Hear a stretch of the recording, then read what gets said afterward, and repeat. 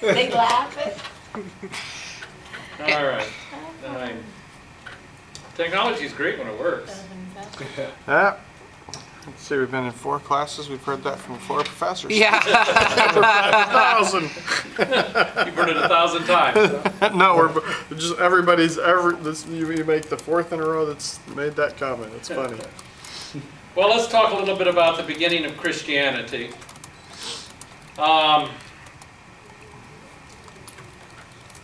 spread of the faith. How does it occur? How did it occur? From the beginning, Christians have concerned themselves with the sharing of their faith. Gospel means good news, and the good news was to be shared. As the apostles began to travel as missionaries, they began to spread their faith wherever they went. The examples of the apostles and the joy of the faith, however, made Christians a witness and the missionaries where they lived. Increasingly, the missionary spirit of Christianity was entrusted to the membership of the church. So it wasn't just the apostles, it was everyone engaged in missionary efforts in carrying the gospel out. By the year 200, there were few traveling missionaries left, and the spreading of the message was a part of the mission of every Christian. So everywhere they went, they spread the word from person to person. By the end of the 1st century, many of the great centers of the Roman Empire had been reached with the gospel. Antioch in Assyria, Ephesus, Corinth, Rome. All of these great cities of the empire were found, in them were found New Testament churches with strong Christian communities. During the 2nd century, the church consolidated its earlier gains from the great cities, and the gospel then began to expand out from those great cities into the smaller towns and into the countryside. Most of the lands bordering the Mediterranean on the east and on the north had received the witness of the gospel and possessed established churches by the end of the 1st century. In the 2nd century, and more fully in the 3rd century, and you understand when I say 2nd century, I'm talking about the 100s, and when I say 3rd century, I'm talking about the 200s here. By the 3rd century, the gospel had made its impact upon North Africa. And quite early, the gospel had reached the eastern areas of North Africa around Alexandria. Later, numbers of people in the further west then began to embrace the faith, and soon Carthage became a great center of Christian witness. Had some of the most outstanding early Christian leaders of the church. Tertullian, Cyprian, and Augustine all came from Carthage. With the fall of Jerusalem in 70 A.D., Rome then began to look increasingly as a center for Christian worship and the Christian faith. It was, in fact, the center of the empire, and in time would become the center of the Christian church. The Christian faith was not limited to the borders of the empire, however. Tradition has that the apostles were going to various parts of the world, carrying the gospel with them. For example, Thomas went to Parthia, and Thomas has also tradition says he went to India. You have Andrew going to Scythia, beyond the borders of Rome. And there are other records that show that by the end of the 3rd century, the gospel had reached the borders of the empire on the east, and any area that had close commercial ties with the Roman Empire would have had the gospel preached in it as well.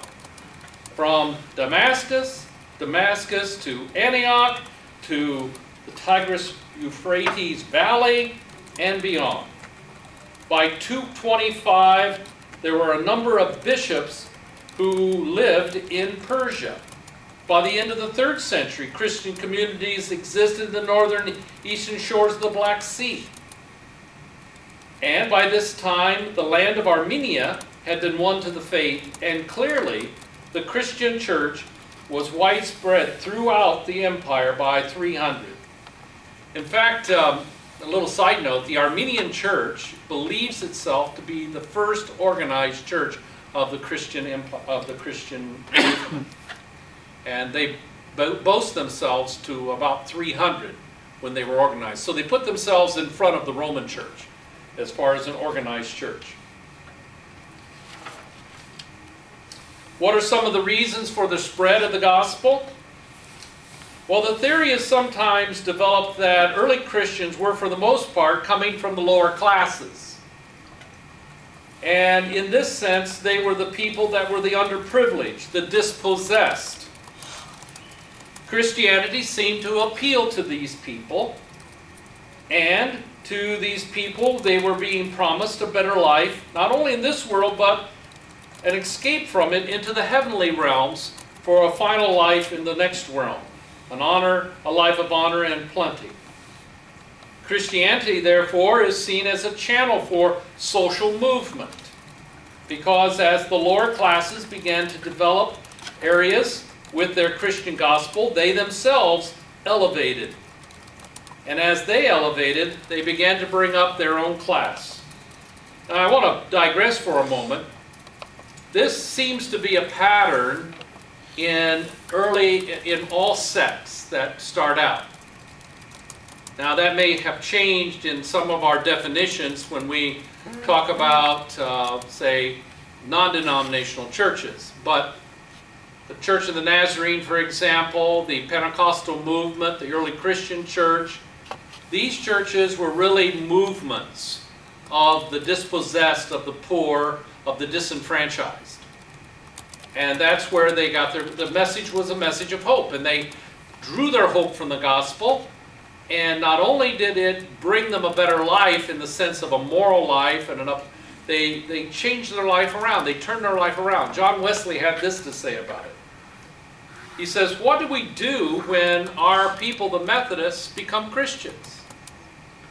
Because once they become Christians, they become more thrifty because they don't spend their money on alcohol and gambling, and they then start saving the money, and as they start saving the money, they become more wealthy, and as they become more wealthy over time, they elevate in social class, and before long, they become we become rich.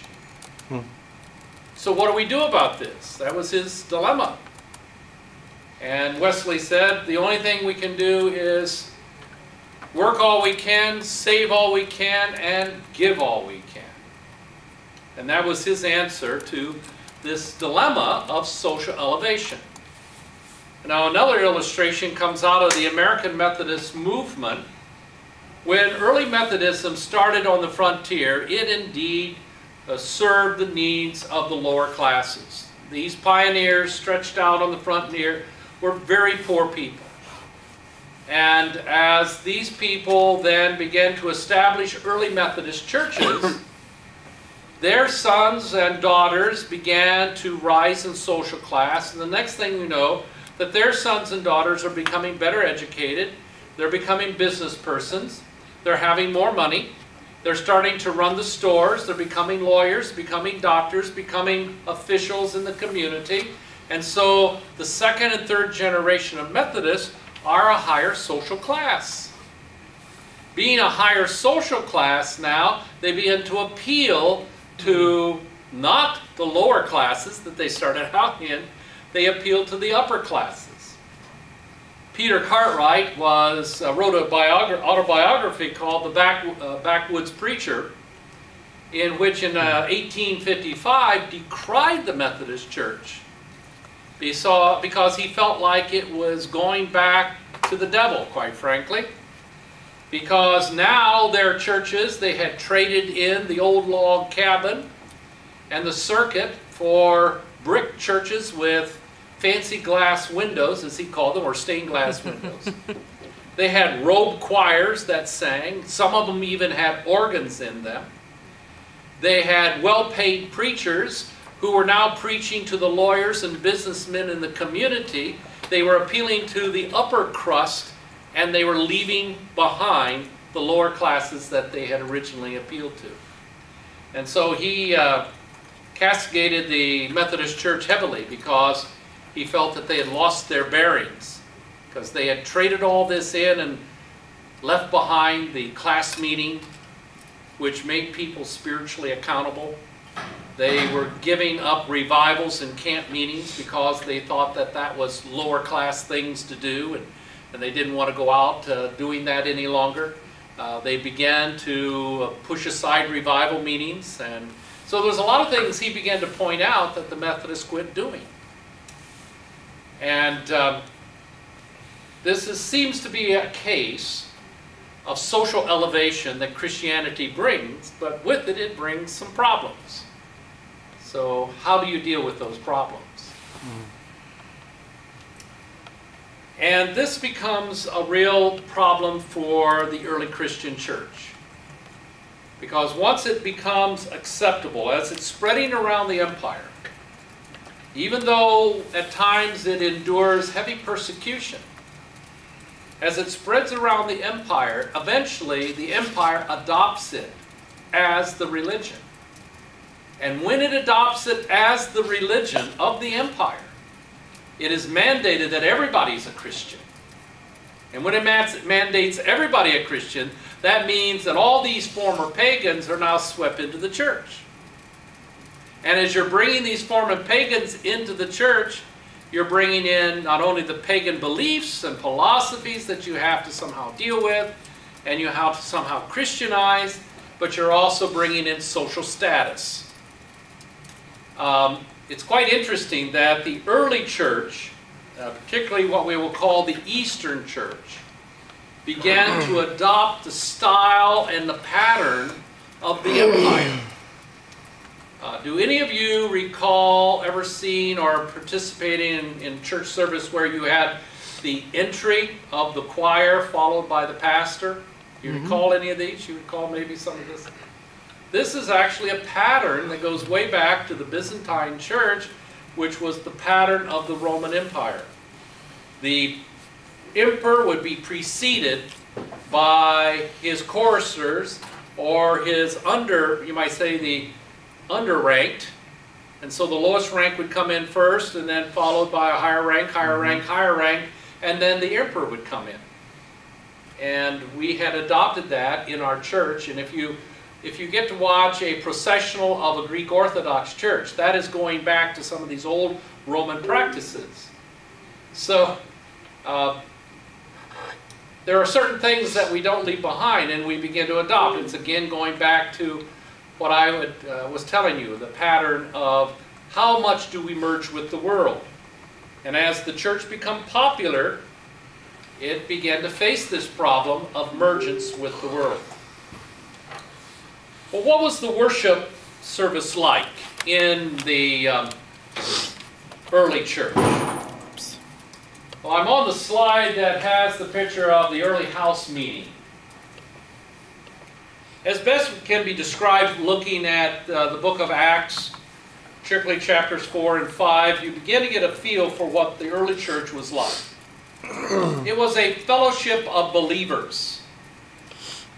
They distinguished themselves from the pagan culture about them. They lived a way of life. The membership were bound one to another. And it was described that they were bound together in love, loving acts toward one another. Now, there were the persecutions that came upon them by the part of the Jewish community, and we saw that in the stoning of Stephen. But there are some glimpses that we begin to get of this early church. And let me read to you an early contemporary account of some of the earliest Christians and how they viewed themselves. For Christians cannot be distinguished from the rest of the human races by country or language or custom. They do not live in cities of their own. They do not use a particular form of speech. They do not follow any eccentric manner of life. Yet, although they live in Greek and barbarian cities alike, as each man's lot has been cast, and follow the customs of the country in clothing and in food and in other matters of daily living, at the same time they give proof of their remarkable and admittedly extraordinary constitution of their own commonwealth. They live in their own country, but only as aliens. They busy themselves on earth, but their citizenship is in heaven.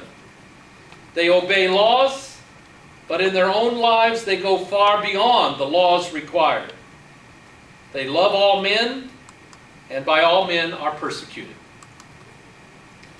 Clearly, Christians saw themselves as in the world, but not of the world.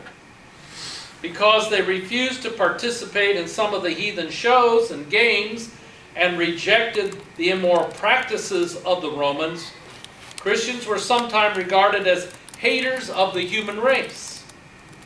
Some practices and professions were forbidden for them to take part in. And again, I'm going to quote from an early Christian source to give you an idea of how what was restricted. And now this is kind of like, you might say, a Christian Inquisition as they're talking to one another. Inquiry shall likewise be made about the professions and trades of those who are brought to be admitted to the faith. If a man is a panderer, he must desist or be rejected.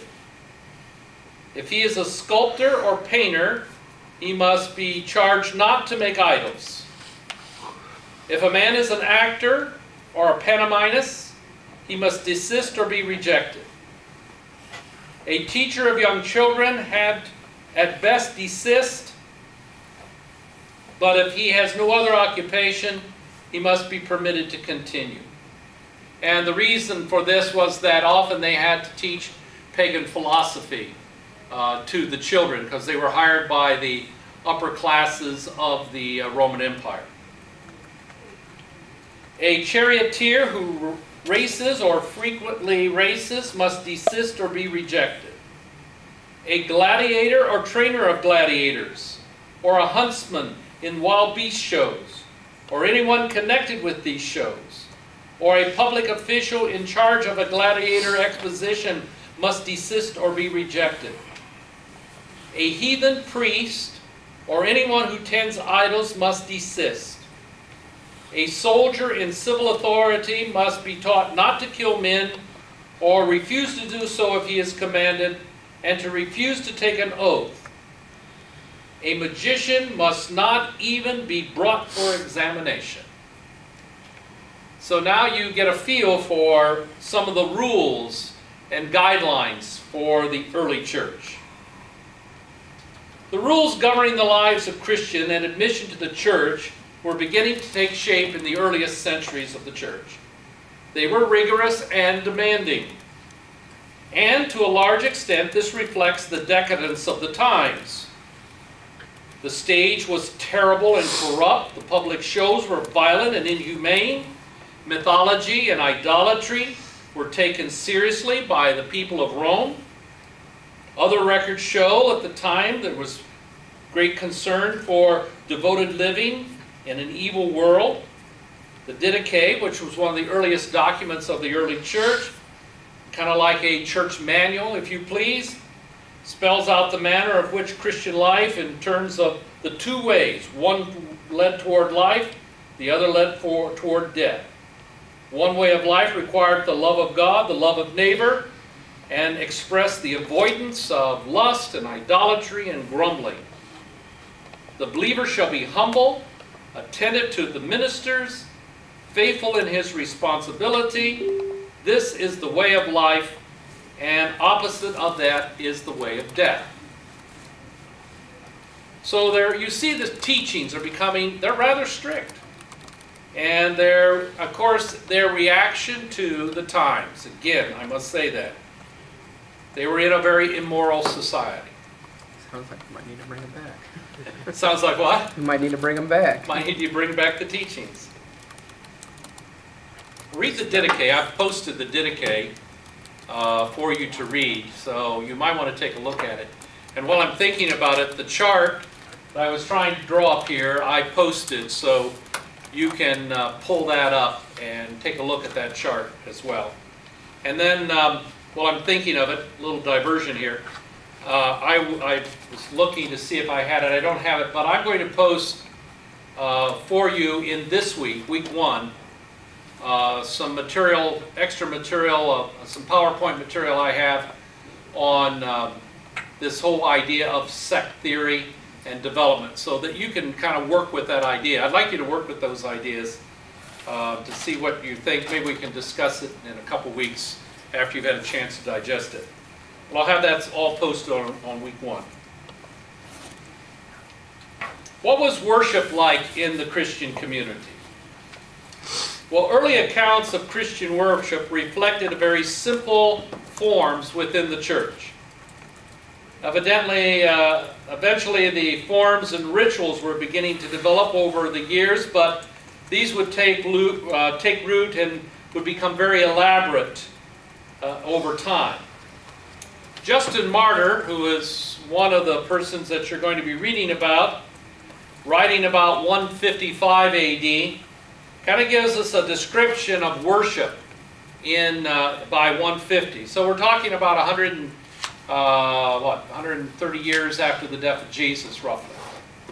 On the day called Sunday, there is a meeting in one place of those who live in the cities or in the country. And the memoirs of the apostles, that would be what we would call the Gospels, or the writings of the prophets, that would be Old Testament, are read as long as time permits. When the reader has finished, the president, in a discourse, urges and invites us to imitate these noble things that we have heard. Then we all stand up together and offer prayers. And when we have finished our prayer, bread is brought and wine and water, and the president similarly sends up prayers and thanksgiving to the best of his ability, and the congregation assents and says amen, and the distribution and reception of the consecrated elements by each one takes place, and then they are sent out to those who are absent by the deacons. Those who prosper and those who wish contribute, each one as much as he chooses to. What is collected is deposited with the president, and he takes care of the orphans and the widows.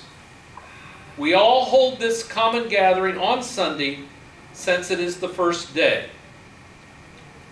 And see, very early on, the Christians had become moving toward the seventh day, or I mean the first day of the week, Sunday. And we did this because it was the celebration of the resurrection, an imitation of the resurrection day of Easter. So quite literally, the early Christian was seen every Sunday as a resurrection celebration.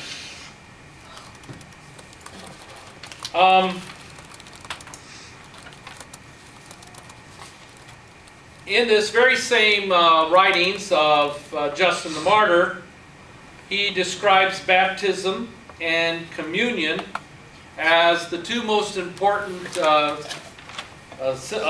rituals of the church. Other writers emphasize these rites early on as well, and these become kind of central to what it means to be a Christian in the early days of the church. If one wanted to become a member of the early church, there was a certain ritual that you had to go through. Early on, it appears that the book of Matthew became the gospel preferred for catechism. If you read it, you recognize that it's easily understood, it's divided up in such a way it's easily memorized. And so for the first year after one says that they want to be a Christian, become a Christian, they will study the book of Matthew. and they are then in what we would call a period of catechism and training. At the end of a year, they are then brought before the church, and it's what we call the Inquisition. They are quizzed. And they're asked about their faith, so they have to give personal testimony. They are quizzed on the book of Matthew and are able to recite passages as well as talk about the teachings of the gospel. Once they have satisfied the committee, they are then taken for baptism. The candidate is stripped naked and they go down into the baptismal pool and are baptized by immersion. Generally this is some type of small baptismal fount or pool. They are brought out, wrapped in a white sheet, and then taken out to the congregation, and there they receive their first communion. And it's that point then that they receive the right hand of fellowship and are brought into the church. So it was a long, lengthy process. And if at any point along the way they backslid or turned their back upon the teachings, then they were counted out. So, you think about the importance of training and the length of the training and the importance of the commitment. Later on in the 2nd and 3rd century, if you became a Christian, it was your life. You really put it on the line. Something like what happens today in Islamic-controlled countries and in various parts of the world, say in China, where persecution against Christianity is never ending and always going on. But I haven't read it yet, but the last Christianity Today, there was an article on the China stepping up its persecution of Christians. Has anyone read that yet? Mm-mm. You've seen the article? You might want to take a look at it and see what you have to think about that. But it's known that in Islamic-controlled countries, persecution of Christians is going on all the time. Mm-hmm. There's no church buildings in Somalia. Any questions about the beginnings of the early church? In essence, we were house churches, and then eventually we became, buildings began to rise up later in the 2nd and 3rd century. But initially it was all house churches. Buffy, did you have something? No. I have a question. Hopefully it's not too far off topic with it. But you mentioned like baptism in like the last little bit there, just about like basically like they do the 1 year, they go through the book of Matthew and all these different things, and baptism, then their first communion. And as far as like baptism being means for salvation, not saying like that's what I believe in, mm-hmm. but in the early church, what was like the norm for that? Like, was that widely known? Did they think that baptism was, means for salvation, or was it at that point, not, or like 50-50, or? Well, I'm so influenced by, the Reformation idea, post-Reformation ideas. My basic understanding was that there are some teachings of the Old Testament that related to the idea that it was a type of baptismal regeneration. But later teachings of the church was that baptism was indeed for forgiveness of sins. That was the proof of the forgiveness of sins. The Catholic Church made baptism later as the way you came into the church.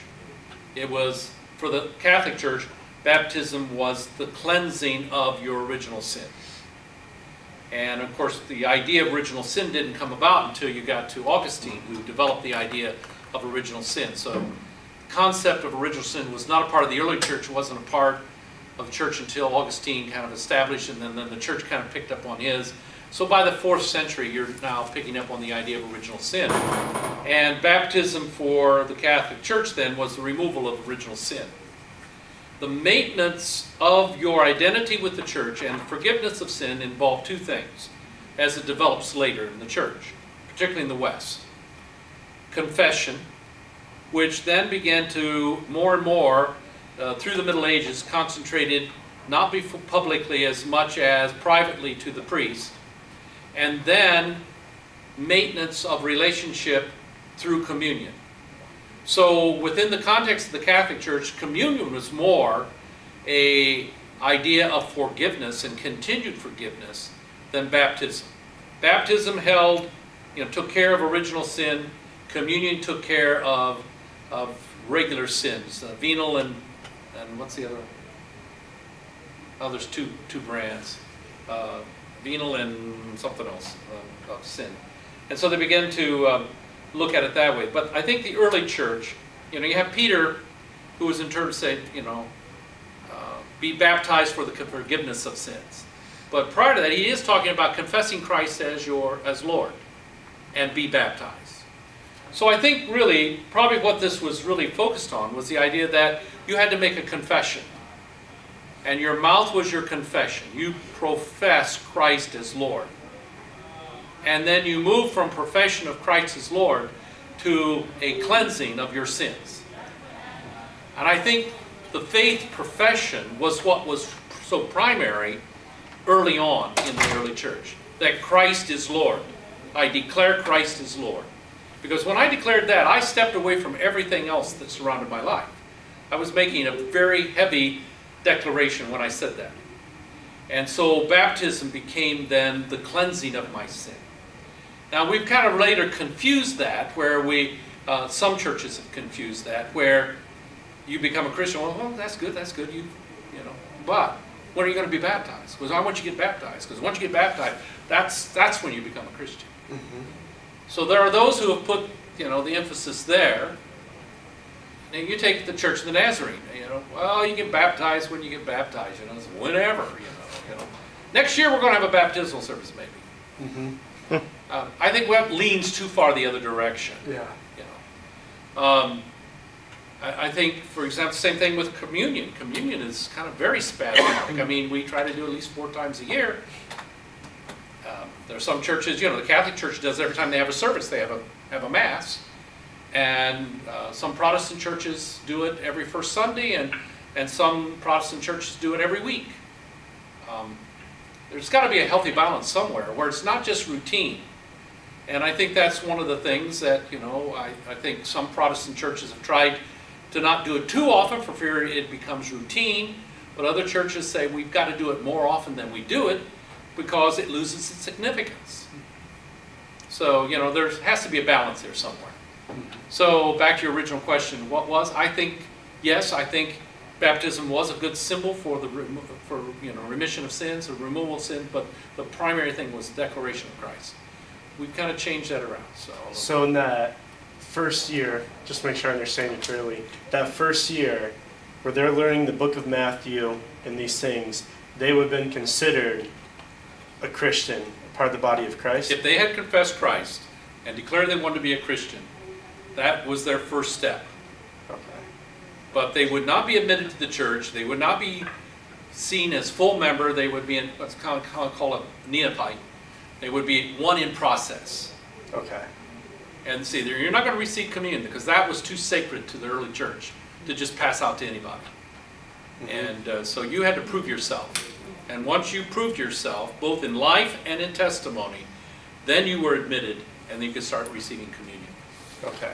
So it wasn't a year waiting period of becoming a Christian. It's more of just a year waiting period of this is how we know you're really That's right.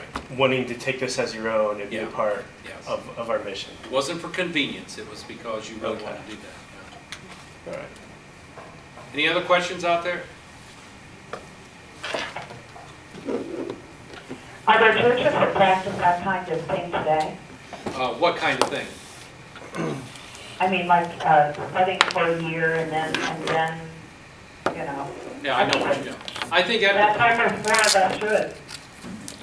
it probably depends upon the pastor, or on the polity of the church, or the covenant of the local church. I don't think it's today. I think denominations and churches are so desperate for membership they probably don't. That was one of the criticisms of the Methodist Church later on, was that they laxed their rules. And once you start looking at the model I'm going to be posting on this church growth sect continuum, you're going to see that as the church became more and more a part of the world, it began to relax its rules and its regulations and its entry requirements more and more. And this is, I'll give you a good example of this. One of the problems of a growing church is that you're bringing in, every time you bring in a new member, you're bringing in new ideas. And you're bringing in different practices. And as you bring them in, it begins to water down the whole. Now, the Christian church in the 4th century, when it was declared the religion of Rome, had all these pagans swarming into the church. You're going to read about this next week. And as they begin to swarm into the church had the massive task now of Christianizing all these people declared Christians. To give you an example, one of the missionaries baptized 10,000 converts in one day. Well, their conversion was that, oh, I'm a pagan today, but the church, the empire says I have to be a Christian. So, okay, I'm signing my name on the dotted line. I'm a Christian now. I need to be baptized. So to take care of that, he had to walk them through the river. And so everybody walking through the river, you're being baptized. You're Christian now. You're Christian now. And then the task of the church, with all these baptized pagans, was to go out and Christianize these people. And so from about 400, or I should say 350 forward, or 325 forward, you've got this massive effort on the part of the early Christian church trying to Christianize. At the same time as it's trying to Christianize everybody, it is being sucked into the old forms of the organization of the Roman church. And they become, of the Roman Empire. And as they're sucked into the forms of the Roman Empire, the empire is doling out pay for the officials of the church. And so now you're dependent upon Roman pay, being on the Roman payroll, and you're having to please the emperor, and you're having to somehow convert these Christians that are pagans, and you begin to see that the church's popularity is not always a good thing. A contemporary example of this would be the Pentecostal movement.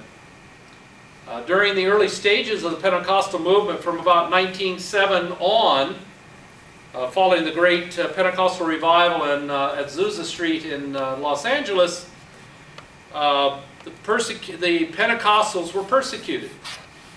They were persecuted up and through probably the early through the early 30s and 40s. People didn't really want to be associated with the lower classes of holy rollers, as Pentecostals were known. And even the Nazarenes separated themselves from them because they dropped the name Pentecostal from their name, lest they be associated with the Pentecostals in 1915. So there was clearly other classes, and the Pentecostals were seen lower class.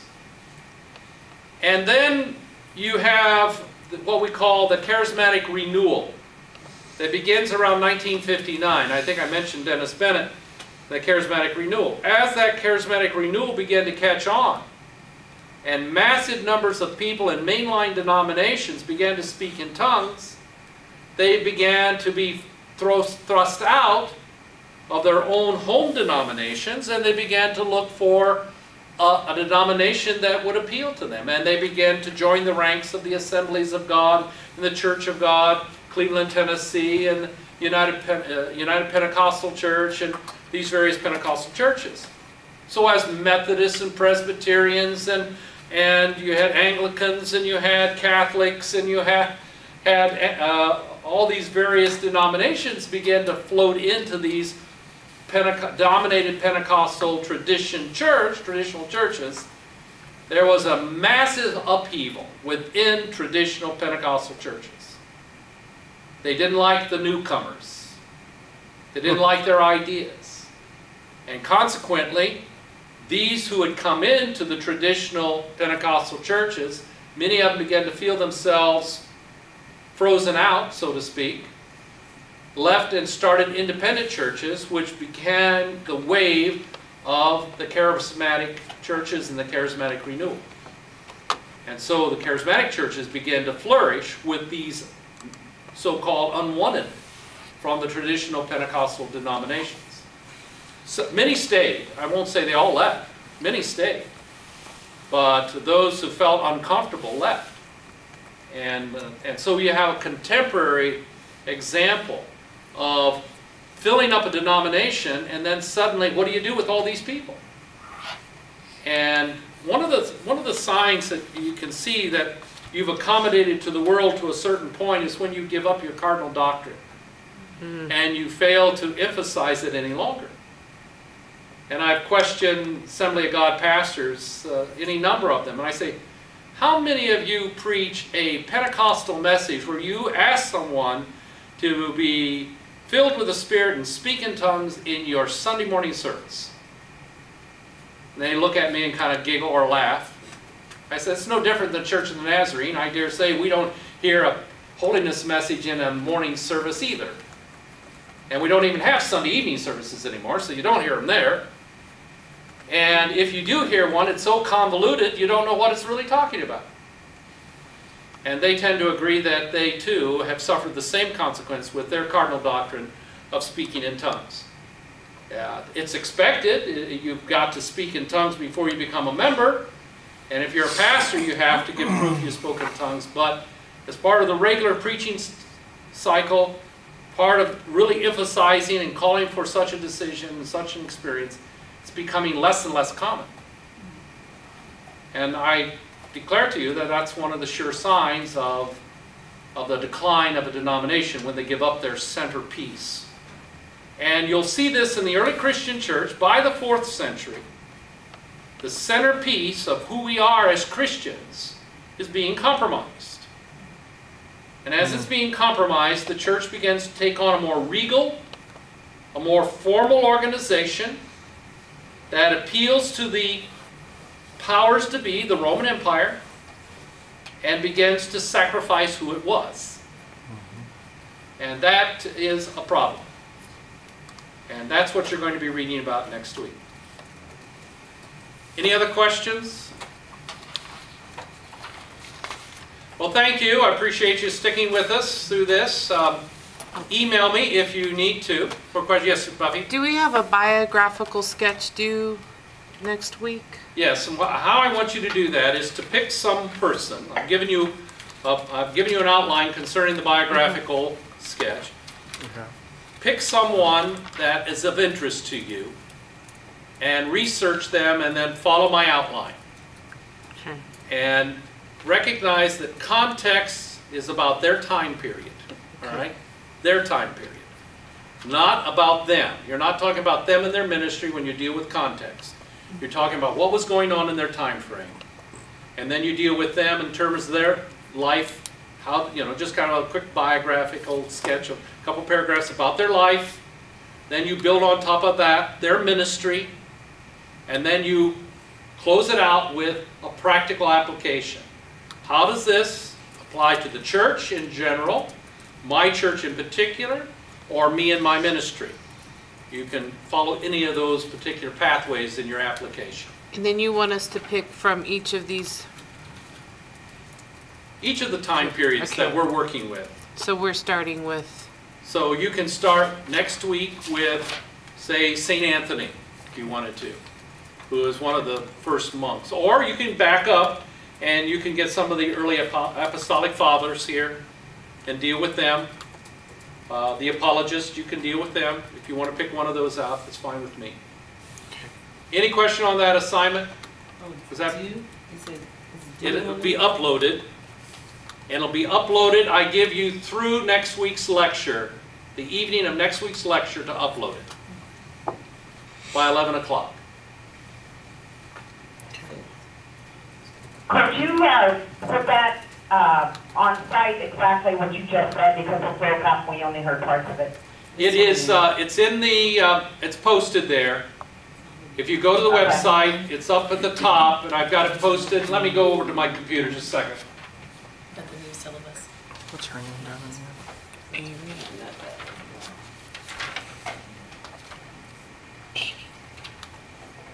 How large are your audio files, do you know? I was going to say, if you want to, you can just give them to me and I'll post them on the web and then give everybody access to a folder on the web. Yeah, It's listed under biographical sketch. If you go to Moogle, it's at the top portion above the assignment, so it's going to be there every week. You see biographical sketch? All right. Yeah, that's where it's at. Just follow that, and it pretty well gives you the outline. Let me move over here again.